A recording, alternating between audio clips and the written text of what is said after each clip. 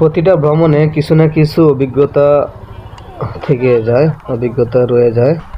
তো সেই হিসাবে আজকে আমাদের বিরিশিরি ট্যুরের, নেত্রকোনা ট্যুরের অভিজ্ঞতা হলো, আমরা আজকে ট্রলারে অথবা এই যে ছোট ছোট যে নৌকাগুলো আছে ট্রলারের মতন, সেগুলো করে নদী পার হতে হবে।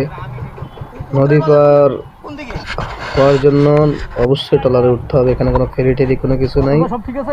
তো এগুলা হয়েছে খুবই নিখুঁতভাবে থাকতে হয়, খুবই নিখুঁতভাবে রাখতে হয়, একটু এদিক সেদিক হইলেই কিন্তু নিচে।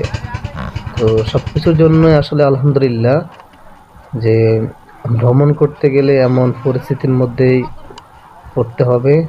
কিছু কিছু জায়গায়, সব জায়গায় তো আর সমতল রাস্তা না, কিছু কিছু জায়গায় খুব ভয়ঙ্কর আছে, ভাঙা আছে, কাদামাটি, পানির রাস্তা, নদী বের হতে হয়। সবগুলোকেই উপেক্ষা করেই ভ্রমণ করতে হবে।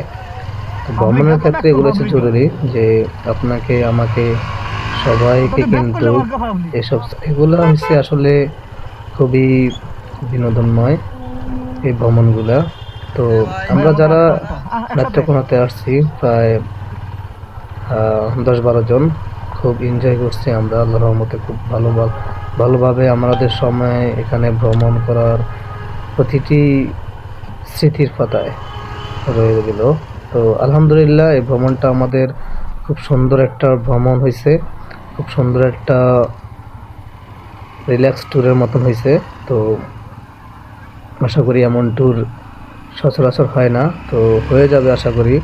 নেক্সট টাইম থেকে এমন ভ্রমণ করা, ট্যুর করা খুবই জরুরি, যে 1 দিন 2 দিন রিল্যাক্স হওয়ার মতন এসব ট্যুরগুলো প্রয়োজন, এসব ট্যুরগুলো দরকার। তো সবাই জায়গায় থেকে যেখানে পারেন, যতটুকু সময় পারেন চেষ্টা করবেন যেন ট্যুরগুলো দেওয়া যায়, ভ্রমণগুলো করা যায়। ভ্রমণ করে আজকে পর্যন্তই, সবাই ভালো থাকবেন, আল্লাহ হাফেজ।